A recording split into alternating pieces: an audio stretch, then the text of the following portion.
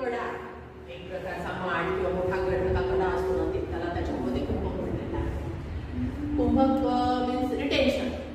Retention means श्वास hold करणं त्याला, किंवा मग हे करणं, श्वास रोखून धरणं किंवा होल्ड करणं त्याला हे म्हणतात कुंभक. कुंभक असं म्हणतात. कुंभकामध्ये दोन प्रकार येतात, बाह्य कुंभक आणि अंतर्कुंभक, म्हणजे एक्सटर्नल कुंभक आणि इंटरनल कुंभक. तर ह्या कुंभकाचे म्हणजे श्वास सोडणं, ब्रीथ इन ब्रीथ आउट हे केलेलं आहे, पण श्वास रोखून धरणं हे काही अजून आपण केलेलं नाही क्लासमध्ये. तर श्वास रोखून धरणं याला कुंभक असं म्हणतात. आणि याचे बेनिफिट्स म्हणतात तर ऑक्सिजन लेवल ही चांगली इम्प्रूव्ह होते त्याच्यामुळे, ब्रेनवरती छान फोकस, कॉन्सन्ट्रेट हे छान प्रकारे होतं.